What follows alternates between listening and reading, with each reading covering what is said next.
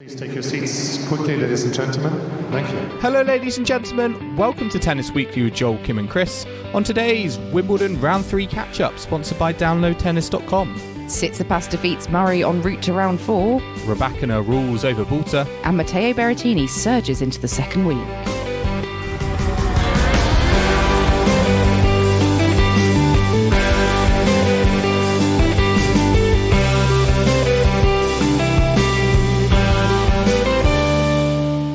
Kim, today is the 9th of July and we are here to catch up on round 3 of Wimbledon. We are nearly there into the second week. And yeah, I'm just going to catch up on some matches today. I'm a bit confused. We've nearly, I think, caught up with the schedule. We've got some round 3 matches to talk about. We're still going to be talking about some round 2 matches and possibly a bit of round 4. Yeah, it's just matches. I don't want to get confused with what round we are in. Yeah, I saw a funny comment on Twitter that just said, no rounds, just vibes, which I thought summed it up nicely. And we should just enjoy the purity of the tennis and not think about what stage of the draw we're at. It has brought into focus, I feel, the format, the round by round format that we have, because there's still a bit to catch up on, isn't there? There are still some round 3s that haven't been played yet. I think Mira Andreeva hasn't taken to her round 3 match. Press for them. Tsitsipas just seems to be playing every day of the week. We've got like 2 matches for a lot of players to catch up on for today's episode. So yeah, there was more rain delays yesterday, Saturday, which caused a bit of upset to some of the matches, I would say. So I'm not sure what the forecast is like for going into next week, but Wimbledon are going to be hoping that there's no rain and quick matches, I think. So are you now dry from your day out on Tuesday? Because that was a bit of a wet day. What did you take? Did you take a brolly or a Mac? How did you keep dry? I had a raincoat and a brolly, but the brolly was a mini one, which doesn't really cover the whole body if you're like trying to sit on like Henman Hill or on the steps. So a lot of people going off to purchase £40 Wimbledon umbrellas, which I didn't go and buy one because I thought. Did you not fancy buying the jigsaw puzzle?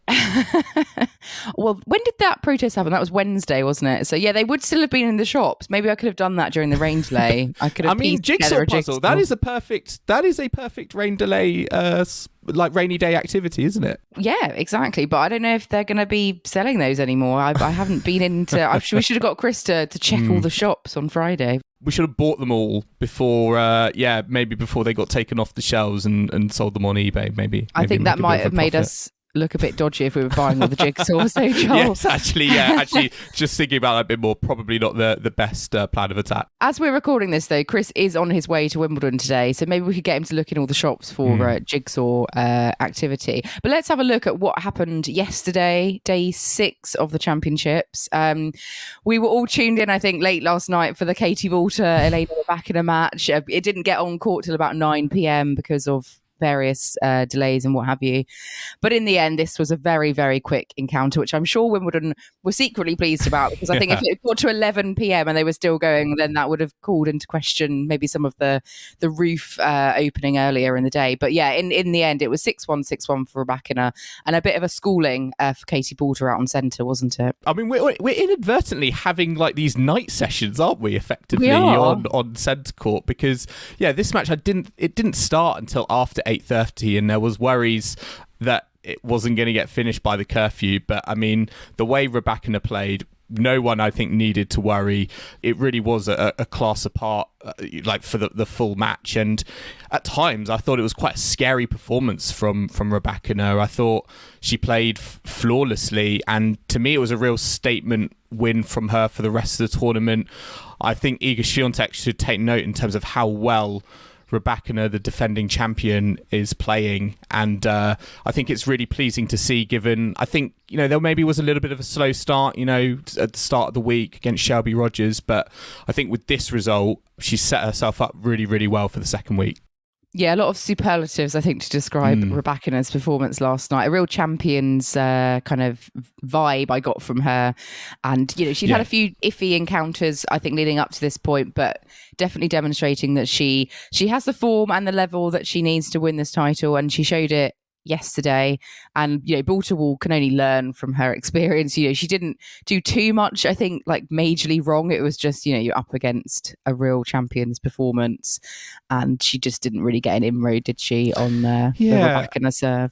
I still was a bit disappointed with Balta. I think we've seen her on centre court before, rise to the occasion. I always think she's a big game player. She doesn't get phased by these moments. I always think about that match she had on centre against, was it on number one, against Sabalenka a few years ago, where she was very, very close to knocking her out. And I wondered if we could get a same sort of performance, but she didn't really get going, and it was a little bit. I think it was a little bit disappointing. It was a prime time billing, prime time viewing on a Saturday night on BBC One, and you sort of wanted the British number one to show, okay, this is what I've got, and unfortunately, it just shows Balta, who I want to see compete more and more on the week in, week out on the regular WTA tour. It just shows, I think, what she needs to do to get that point, just to even be competitive, because at times it was very night and day. Yeah, the gulf between them, I think, showed that she's up to 70 in the world rankings now, but there's still a considerable distance between her and the top 10. One of the other women's matches from yesterday, I thought this was a real standout match. Ons Jabeur against Bianca Andreescu. This match was great. Andreescu playing so well, taking that first set, and then Ons Jabeur levelling up. And they were kind of a couple of games into the third set when it started raining. The roof had to close. They all came off court. And then 49 minutes later, back they came. And I think this is where the match was sort of not ruined, because it depends how each player copes with the rain delay and how their mentality is when they're reacting to it. But I don't think Andreescu came back the same player, and she played a terrible game. I think at 4-all in that third set, and essentially almost gave that game away to Jabeur. A lot of unforced errors, a double fault, and then Jabeur was not going to give that break up. She got the job done, and it was 6-4 in the third. But I was really enjoying the kind of all court game of both players, the variety that we saw, and it was a really enjoyable encounter. And I was kind of looking forward to it potentially going down to the wire. But just a really poor game from Andreescu that kind of just gave the match away, I think, at the end there. But did you see much of this one, Joel? What was your kind of takeouts from this encounter? Yeah, I caught glimpses of it, and I actually thought Andreescu was playing the better tennis. I thought she was going to get the upset over Ons Jabeur, but I know we can never count out Ons Jabeur, and I think it really did come down to kind of who could reset and refocus after that rain delay. And Andreescu, interestingly, sort of acknowledged that after the match. She said, "Oh my God, the rain delays. Honestly, I don't know. I'm feeling good during those rain delays. I'm staying very pumped up, speaking to my team. Maybe it's my mindset." So maybe there's work to do there. And I think it was almost unfortunate, I think, that sort of pause happened, because maybe without that pause we would have had a different result. But I think it just shows that with this Wimbledon, it's not just the tennis you play on court, it's also that preparation and what you spend your time doing off court to make sure that when there are all these kind of challenges going on, particularly with the rain on and off, you need to stay focused. And although Andreescu may have felt good in rain delay, I do think it sort of affected her, ability when she came back on, and Jabeur was there to take full advantage of that. She was, and she wasn't gonna let that go. And Andreescu, this was the first time actually at Wimbledon that she's been in the third round. But I was genuinely thinking for a moment, could she go?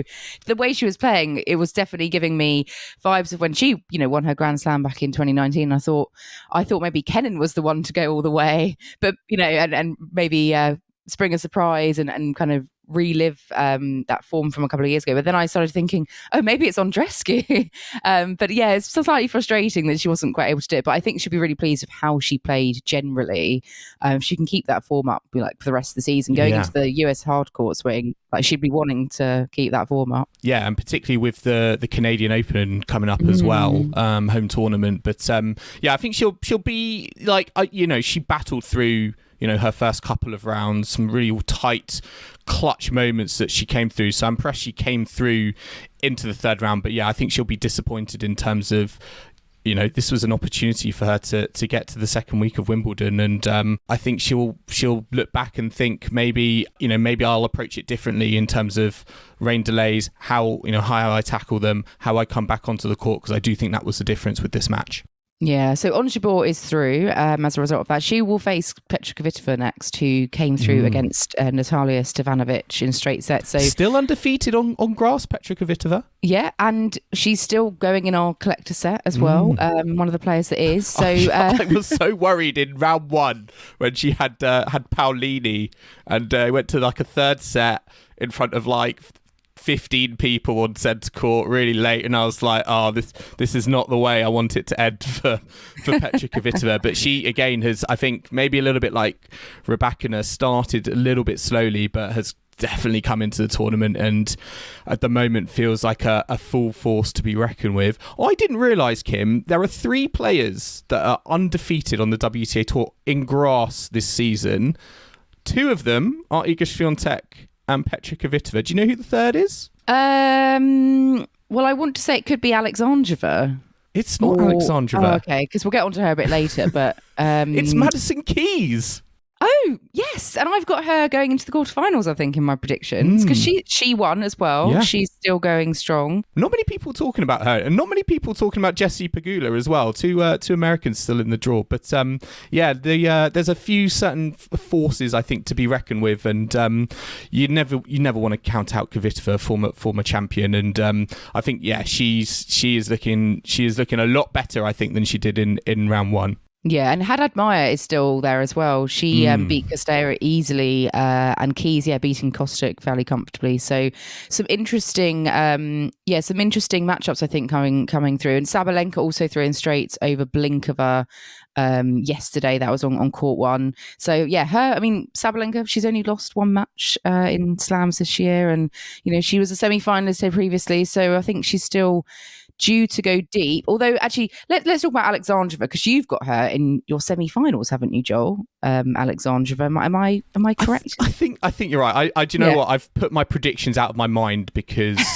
of what happened to Chris with his predictions. I've almost trying to forget about them. But I am pleased for Alexandrova. I think I did say actually on a tour catch up earlier a few weeks ago that this was a great opportunity for her to reach the second week of a Grand Slam for the first time. I don't think she's ever been beyond round 3. So, she's in fantastic form at the moment.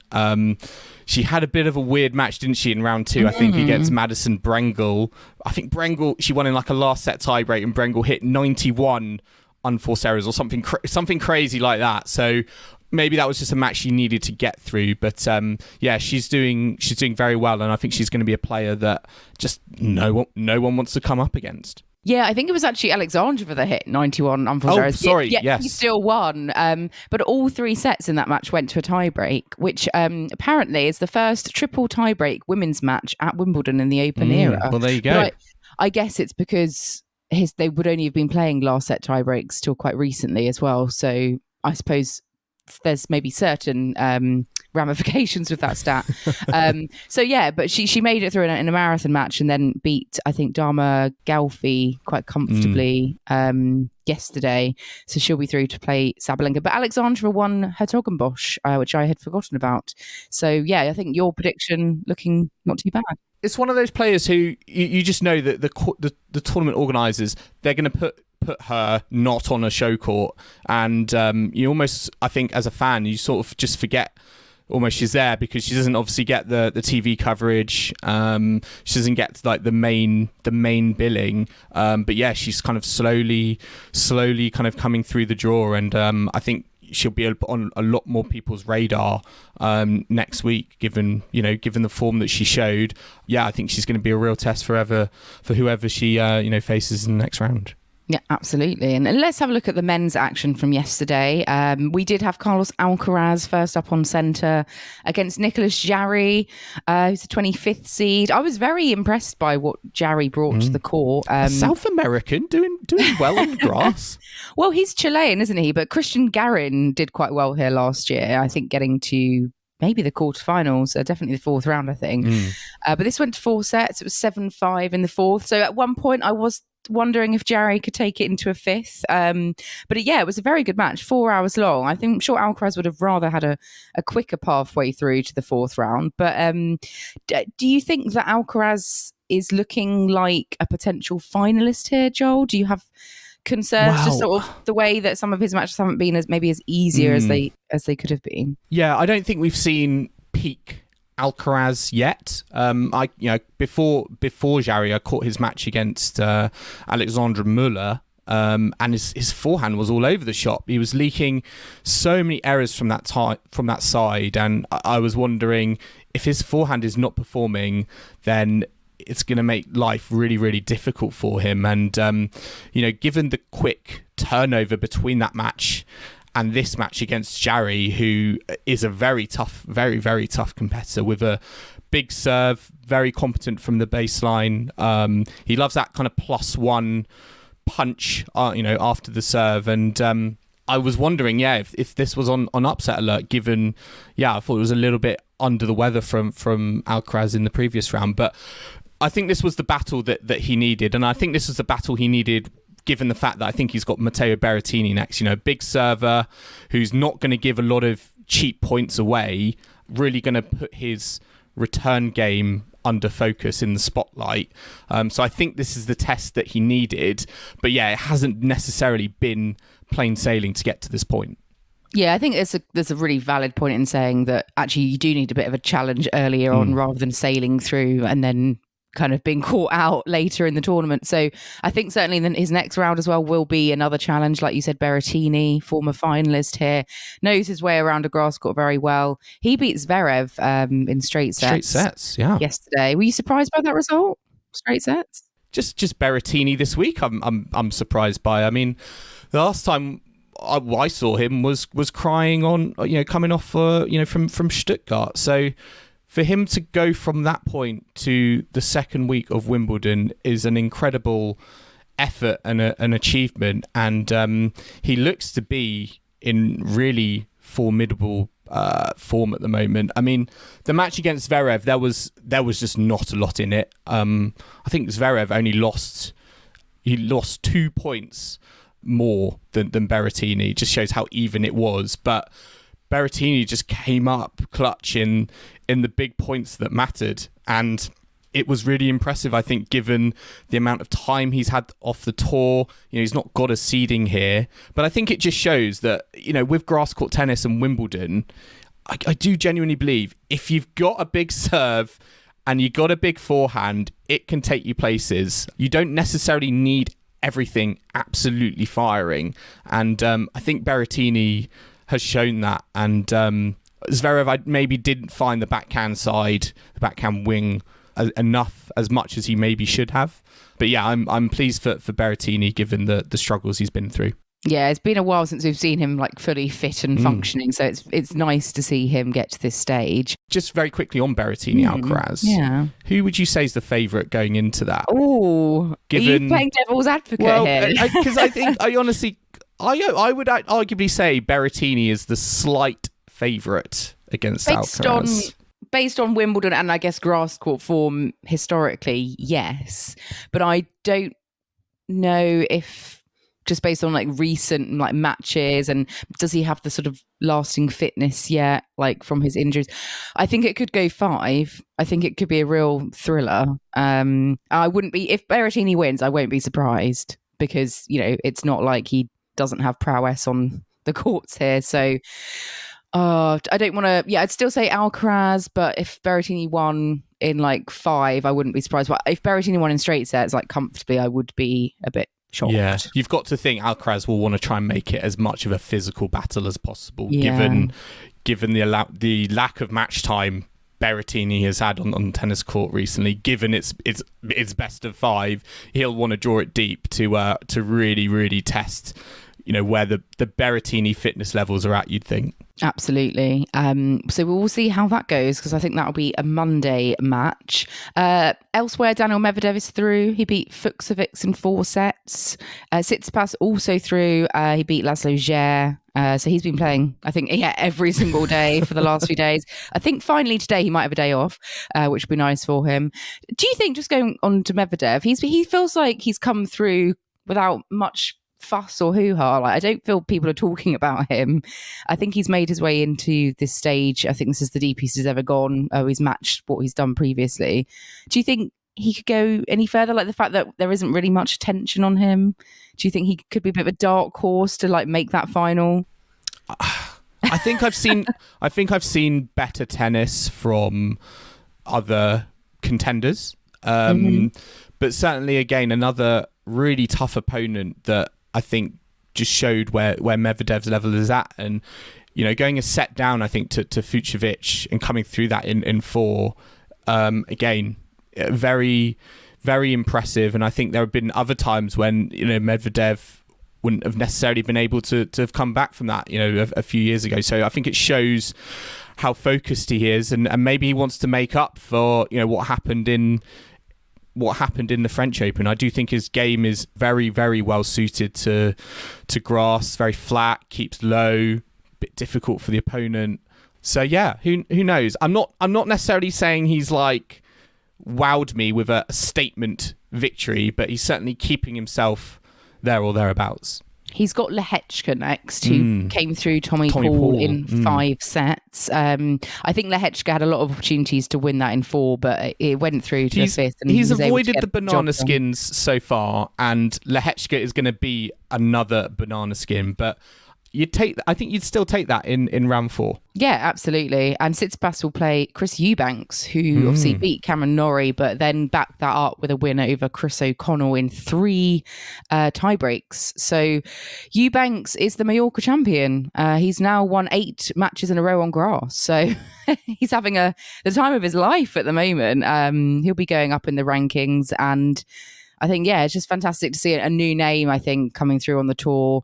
Getting to know more about them, and we'll see what he can do against Tsitsipas. He's got nothing to lose. He must have spoken to Novak Djokovic about his secret to tie breaks before the Chris O'Connell match. Eubanks has been, he's been great. I know everyone as a British fan will be disappointed that he defeated Cam Norrie, but I mean, he's got he's like 6'7", big serve, lovely, powerful backhand.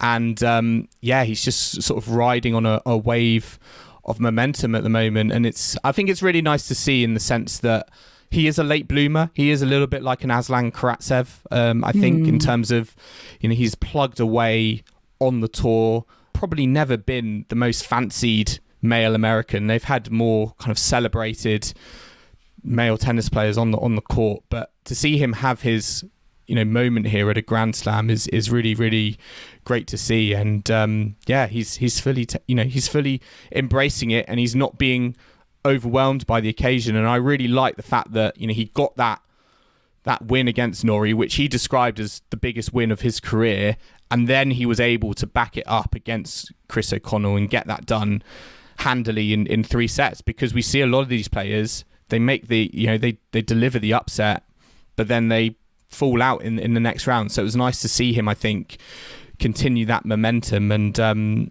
just really, really nice to see. Yeah, and he may well be the last remaining American, because Tiafoe is 2 sets down to Grigor Dimitrov, and they will be recommencing today, which, that result was, that match score at the moment is surprising. It's almost as perplexing, Kim, as Denis Shapovalov, I believe, is also the last standing Canadian. What's going on there?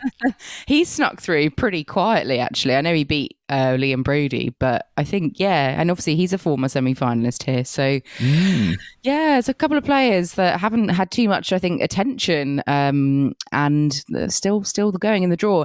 And just to cap off yesterday, we can't not talk about Holger Rune against Alejandro Davidovich Fokina. This went to a last set tiebreak out on court 3.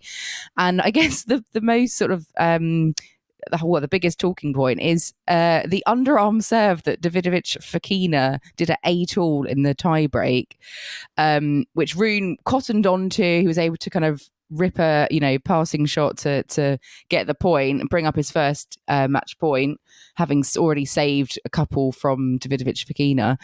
And then Rune did not look back, because he won that tiebreak 10-8. So Davidovich Fokina, underarm serve 8-all. Would you have tried that, Joel? Or do you think there's absolute madness to do that at that stage in the match? What was he thinking? I think Fokina is an entertainer, but he's shown in the past that his decision-making can be subjective at times, and you can put this in the book with that because this was such an important moment. I don't know if he froze or he wasn't thinking. I know he said afterwards he had no regrets, but this is something you do not do at this moment, and I think he will, in hindsight, take a long, hard look in the mirror in terms of how he approached the end of that tiebreak, because he was 8-5 up, he was in control, and I think he just got scared. Rune was coming back into it, and he just froze. He maybe wanted to try something different, but Rune was there to capitalise. That underarm serve was terrible. It was a bad one. He just plonked it in, no side spin, no nothing, and it was just there to be hit. Yeah, and Rune fully capitalised on it. Yeah, and fair play to Rune. And, it was a shame because there was such good shot making in that match and in the tiebreak. And it was almost sad that it sort of, not completely ended because of just that one moment of madness. But that was a large contributing factor. And I think, he'll be having to... if he's in that situation again, definitely make I do changes. Love Fokina for it. I think he's I honestly think he's such a great talent. But his decision making just lets him down at times. We've seen that at Wimbledon in the past. You got that like point penalty, didn't he, on match point, I think, against Vasily. So it's just a shame, but I still love the entertainers. You got to have some entertainment on the tour. We've got Bublik, we've got Fokina. We're in good hands. Yeah, we are. So let's have a very quick break now, but we'll be back in the second half to look back at day 5, Friday, at Wimbledon. So do not go anywhere. This episode is brought to you by NordVPN. NordVPN is a virtual private network, which means it protects your internet connection and privacy online. VPNs create an encrypted tunnel for your data, protecting your online identity by hiding your IP address. But what does this mean for our Tennis Weekly listeners? Well, we chose to partner with NordVPN because it will allow you to watch tennis wherever you are. With NordVPN, you can connect to servers around the world, so when you're looking to watch live tennis and get that pesky message, this stream is not available in your market, all you have to do is open NordVPN, click on a location, and you'll be connected in seconds. Personally, I've been using NordVPN for the last 2 years since I moved to Denmark, allowing me to still connect to my UK streaming services and watch all the tennis matches I need to in order to provide the best analysis I can every week on the podcast. So if you're looking to watch every court at Wimbledon, but you can't in your market, or you're on your summer holiday and want to keep up on all the action from SW19, then NordVPN has you covered. Download NordVPN today with our exclusive deal at nordvpn/tennisweekly. But make sure you use our link to secure the best deal and support the podcast. It really does help us keep doing what we love. Plus, it's risk-free with Nord's 30-day money-back guarantee. So what are you waiting for? Sign up before the players are ready and take to the court.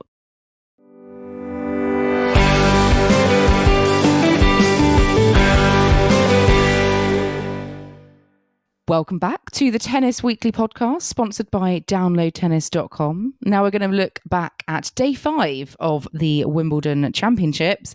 And I guess the main starting point, really, Joel, for day 5 is that Andy Murray, Stefanos Tsitsipas second round match, which finished up on centre court. As a big Andy Murray fan, obviously slightly disappointed, I'm sure, with what happened on Friday. What did you make of Andy when he came out for part 2 of that match? It was a nail biter from the start. It was a really tough moment, I think, to begin that match on. 4th set, Murray 2 sets to 1 up. There's no bedding yourself in. This is like, you got to be ready from the get-go. And I think both players were. I think I was impressed with Tsitsipas because I feel like we see a lot of lapses in concentration from him. So for him to come out razor sharp focus was impressive. And then from Andy Murray as well, I think we saw that level of focus on concentration. Maybe he was a little bit more distracted. There was a few more kind of looks to the box, a few more kind of vocal shouts of frustration. But I certainly think kind of both players brought it. It just came down to a matter of points here or there, and that point, what was it, 4-all, 15-30. I mean, the press conference said it all, really, in terms of it was in. Murray didn't challenge it. I don't necessarily think it was that, if he had won that point, it was going to win the match, but it certainly would have, I think, kept the momentum. It probably, in all likelihood, would have been a let, but you could see how despondent Murray was in the press conference, and you sense how big of a moment he felt it was. Do you think they should have played up to the curfew on Thursday night? Because Murray had just won that third set. He had momentum. He could have eked out maybe a break in that fourth set and would have been in a better starting point potentially on Friday. Yeah, because they finished, I think, at around 10:40. So there was like a good chunk of time left up to 11 p.m. And I personally think in hindsight, they should have, as a Murray fan, the referee should have come on and been like, you're playing up to 11. We've got this curfew. We've got loads of matches that need to be played still. We want to get as much of this done as possible. And yeah, the momentum was with Murray. And I sort of have these flashbacks to when Tim Henman played Goran Ivanisevic, and he won that fourth set really convincingly, and then in a Wimbledon semi-final, and then the rain came down and it was a completely different match afterwards. And I almost think there are similar parallels with this in terms of the curfew happened, they went off, come back the next day, completely different conditions, nighttime under the roof, now daytime without the roof, and unfortunately it led to a completely different result. Yeah, it always seems to be British players and either rain or roofs or something preventing them. But it's a shame for Andy Murray. Can I just say I did call him losing to Tsitsipas in the second round. Collect a set, obviously that was I think a crunch point for that, but it was tough, and I think it could have gone either way. And Murray definitely had the level for most of the match, to do the win. He didn't manufacture any break point opportunities though, and you didn't. I think if there was one thing I would say is you never really felt like on the Tsitsipas serve that he was knocking on the door in terms of getting that break. Arguably, that moment would have been that 4-all, maybe 15-40 in the fourth set, but you felt when it did go to the fifth, the shift had gone to Tsitsipas, and it was more on. Annoyingly, even as a Murray fan, it felt more on Tsitsipas's racket as opposed to Murray's racket. Yeah. And in terms of British male players, we had quite a bad afternoon, didn't we, on Friday, because I think all three remaining Brits in the men's singles lost, I think, within the space of a couple of hours of each other, because we had Cameron Norrie going out to Chris Eubanks, like we alluded to earlier. That was in 4 sets. And then we had Liam Brodie losing to Shapovalov in 4 sets as well. Obviously, Brodie against Shapovalov, Brodie had already exceeded all our expectations by knocking out Casper Ruud. So I think he had a very valiant effort against Shapovalov and performed well. I would say he probably had the best Wimbledon of all the Brits, if you consider his ranking, where he's been. To get to round 3 of Wimbledon, he did his mum proud. I think he probably was the only player, I would say, from the British contingent in the singles that could come out of this tournament and say, yep, had a pretty good tournament there. Yeah, because Cameron Norrie, last year's semi-finalist, I know we've said about Chris Eubanks already, how he's on this run of form, and, it's not perhaps as big of a shock, given that Eubanks won in Mallorca just before. But Norrie, in theory, given the ranking difference and what we've seen from Norrie at Wimbledon before, what could Norrie, was there something that Norrie has been struggling with, should have done in that match? What can he do to regroup from a second round exit? I don't know whether he took his opposition lightly or underestimated Eubanks. I think it's always tricky playing someone who is more of an unknown, I think, on the ATP tour. Eubanks is much more known, I think, on the challenger circuit. So when you come up against someone like that, you're not really sure what to do. And I think he's got to look at how he handles these big game players. Chris Eubanks's tennis, his brand of tennis, is bigger than Cam Norrie's, and he failed ultimately to kind of keep a lid on it. And I think going away from this match, I think he'll need to look at, okay, how do I'm not the biggest, hitter in the game. I'm more of a counterpuncher. How do I assert that game on someone who is being as aggressive as a Christopher Eubanks? Because there were too many times where Chris Eubanks just got a hold of the rally and was able to control it from the off. And I think that will be disappointing for Norrie, given you got to the semi-finals here last year. He would have wanted to make further inroads than where he got to, but I just think that Eubanks executed better on the day. Yeah, no, I think that's a very valid summary of what went down. Let's look at some of the other matches from Friday. A big match that had been sort of built up was Stan Wawrinka against Novak Djokovic. They were last on centre. What I thought was quite amusing in a way in hindsight was that they came on at 8:40. So, considering another the night two match. Well, yeah, basically an unofficial night session, as we've been getting. These two have had some, really dramatic, long 5-set, 4-set matches in the past. So the race was on a bit for them to finish by 11 p.m. But give Djokovic a deadline and he will reach it, because he finished off that match with 10 minutes to go, making sure it didn't go into a 4th set, making sure he got the job done in 3 sets. So it was 6-3, 6-1, 7-6, perhaps a lot more one-sided that some people were picking up. They were saying, oh, Stan has beaten him at every other slam. Can he make it 4 at Wimbledon? But, these two are... The hype was there. The hype was there. But the tennis wasn't there, was it? It's been several years since, they played at a slam. Stan is not the same player. Djokovic is, but better. Stan is not where he was. And I think this is the scoreline we got that showed that. I mean, first of all, for Stan Wawrinka to just get to round 3, given all the injuries, the surgeries that he's had, he's 38 years old. And I think that is impressive in itself. He's doing similar things to what Andy Murray is doing. And even just to get this matchup, again, this rivalry was a feat in itself. But when it did come to the court, it did just feel like there was only going to be one winner. And I think Novak Djokovic, as you said, was like, I want to win this, but I want to win this tonight.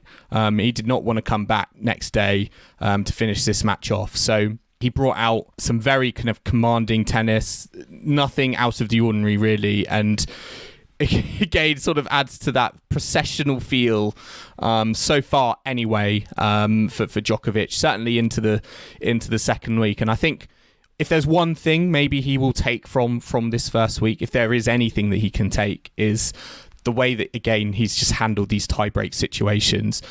Grass court tennis, we know that brings a lot of tie-breaks, and when you have whatever it is that Novak Djokovic does in tie-breaks, that can only be of an advantage to you. And he seems to really be able to bring out the worst in his opponents come those tie breaks and clinch them. So that, I think, will be very pleasing from his point of view. And there are no doubt going to be tougher tests to come. I think he is in the tougher half of the draw, but I think he's set up well. Yeah, he's got Hubert Hurkacz next, who has had 3 slam matches now in a row, and he loves tie breaks. So he absolutely loves tie breaks. I don't feel like I've seen a match on tour this season from him that doesn't have a tie break. So again, it's going to be a real test, I think, when it comes to Novak Djokovic. And if we do get to those tie break situations, it'll be fascinating to see how maybe Hurkacz handles them, because he's a player who's been in so many tie breaks in his career so far. He knows how to play them, but equally Novak Djokovic does as well, and he knows how to win them. Yeah, he's the tiebreak king. And I think Djokovic as well, probably the only player that hasn't been affected by the rain or the scheduling. He's stuck to his every other day schedule so far. So I think also Swiatek. So definitely being, I guess, looked after in that way. And talking of Swiatek, we had her in action on Friday against Petra Martic. Obviously, Chris was quite looking forward to this one. He likes a bit of Petra Martic. This was straight set, 6-2, 7-5. Do you think, based on what you've seen from Swiatek, she's looking like your champion still, Joel? Because I know you've predicted her, or is Rybakina, based on what we saw from her yesterday, is she looking like the one? I'm swaying back to Rybakina at the moment, given that performance against Balta. Petra Martic is a very handy competitor. She's gone. I think she's gone into the second week at Grand Slams, and I think she showed it in that second set. She was making openings, particularly on the Swiatek second serve.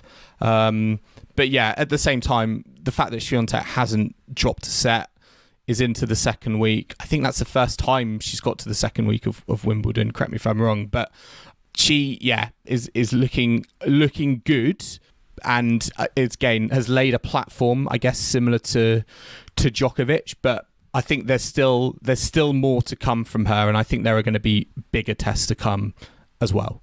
Yeah, absolutely. And let's have a look at the other women's matches from Friday. I was watching a bit of Caroline Garcia against Marie Buskova. This got moved onto, I think, court 1 after the second set. I think they were worried about light, so they stopped them, moved them over to court 1, which they don't tend to do very often, actually, in Wimbledon. I feel like they're normally quite traditional, and they like to keep things to like where the match started, or if it started under a roof, it's got to finish under a roof and all of that. Garcia should have been wary of deja vu, am I right?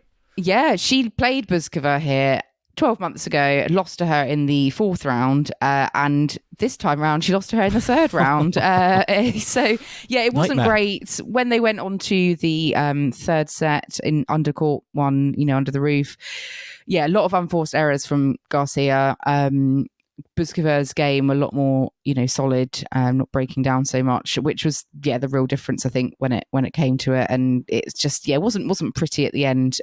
So a bit frustrating for Garcia fans. I mean, Kim, just on your point on the fact that they did move this, and it almost felt like a miracle because of I feel like we call out this like, if they could move this match onto the main courts. I feel like we talk about that every day, and it's almost like false hope. We were excited and it never really materializes. There's been a lot of talk around the fact that the 1:30 start on centre and number 1 is just too late, and they've not budged that at all this tournament, despite the delays and the rain and the weather. What do you think in terms of that 1:30 start? Do you think it's too late, or do you think that's just keep it as it is? I think it's too late. I mean, it used to be 1 o'clock on both courts, but they've pushed centre back even further. And I think when you get like rain delays, roof closing delays, it all adds up. And all of these sessions, every day's play has gone late, basically. So they are like having unofficial night sessions, aren't they? And I'm not sure if all these ballot ticket holders who get, a nice day on centre court, they're not all able to stay till 11 p.m. So you get the crowds clearing out, and obviously it gives a chance for like resale people to come in, but it's also meaning people that do have tickets, they're only probably getting like 2 matches, and they might have wanted 3, and I'm sure they'd be quite happy for it to have started maybe at midday. Every other slam, their day sessions start a lot earlier. They do have like designated night sessions, and I think therefore they have to start the day sessions earlier. But I don't know. I feel like maybe is it inevitable that Wimbledon at some point might just change the format? And would they ever have like a day session and then a designated night session, or is that because of the 11 p.m. curfew, you can't really have a set night session that you're selling tickets for with a curfew? I feel like if that was ever an option or in the future, and I don't think that's not even on the horizon at the moment, then certainly you would need to have an earlier start time. I do think that there needs to be an earlier start time, 12:30, midday.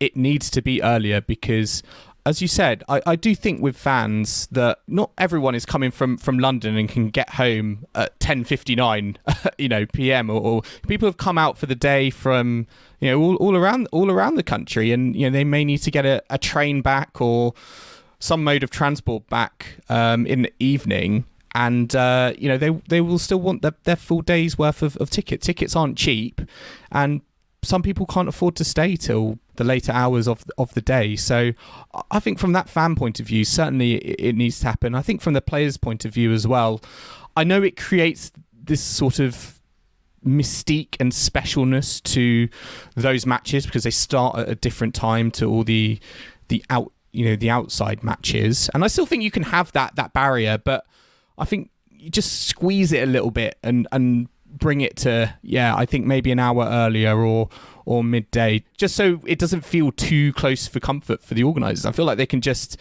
give themselves a little bit more breathing room if they have an extra hour in the play. Yeah, because even if there are no rain delays, you've got 3 matches. You've got from, say, on centre court 1:30 to 11 p.m. Okay, in theory, that's like, 9.5 hours. Yeah. But the thing is, if you get 2 men's matches and they go 4.5 hours each, and then you've got, it's quite feasible that you could reach the curfew just with 3 standard matches without any delays. And that is not really, I mean, even if they started an hour early, you could reach that deadline. It's unlikely that you would always, but I just think it doesn't. It was a downright miracle, wasn't it? That order of play on centre when we had the Murray-Tsitsipas match to finish. We had 2 other full best of 5 set men's matches, Djokovic-Wawrinka and Alcaraz-Muller, and a Swiatek-Martic ladies singles match. It was like, I think we were in the minority thinking that was going to finish by 11 p.m.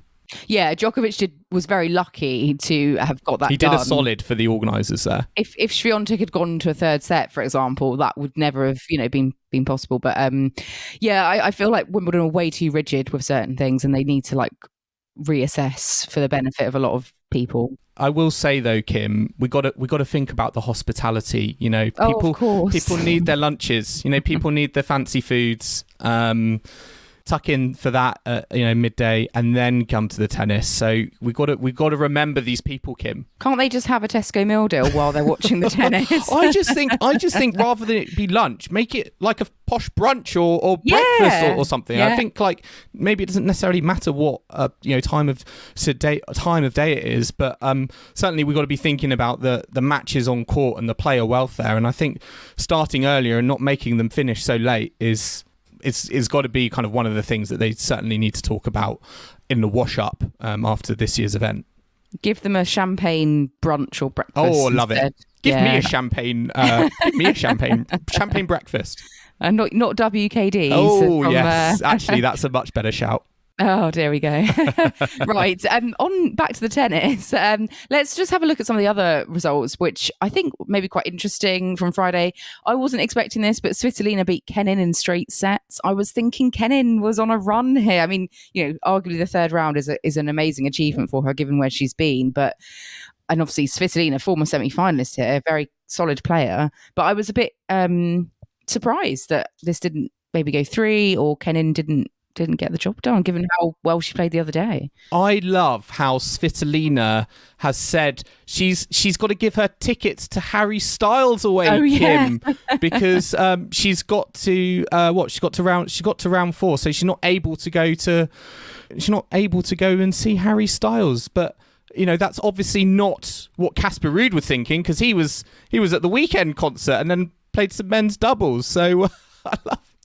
What is it with tennis players and going to see kind of high profile gigs during Grand Slams? No, but I love how Svitolina has it feels like she's surpassed her expectations. The fact that she had Harry Styles tickets booked, maybe she didn't think she was going to get to Wimbledon round 3, but the way she's playing, it's been fantastic, and she's certainly making the most of that wild card that's been given to her.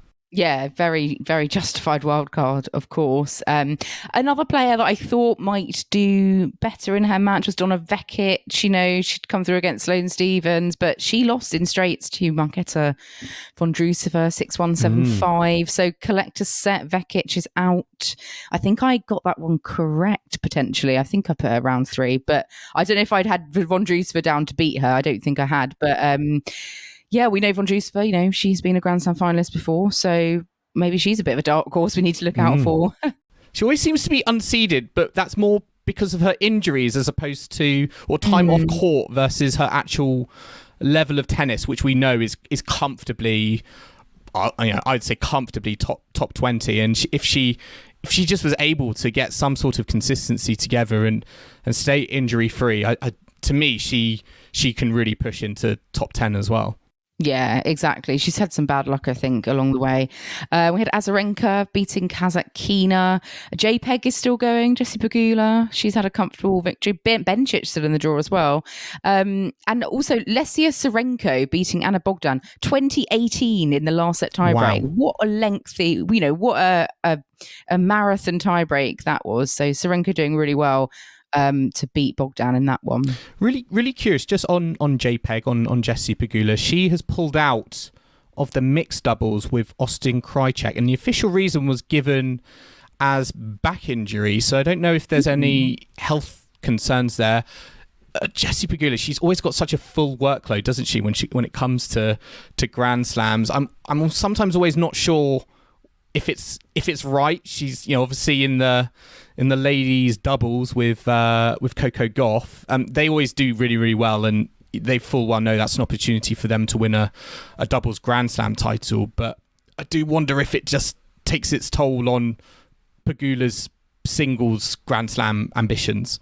Yeah, maybe it's something she'll have to reassess if she really wants to. If she thinks it's holding her back for her singles, it might just be a precaution or she stated that as a reason to pull out of the mix. Kim, I love what you did there, holding her back.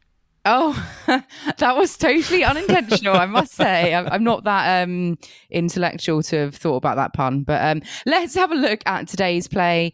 We've got obviously round 4 matches commencing and then some third round matches finishing and starting, so it's still a bit all over the place. But centre court, we've got at 1:30, as we've discussed, we've got Rublev against Bublik, followed by Swiatek Bencic, and then Djokovic against Hurkacz.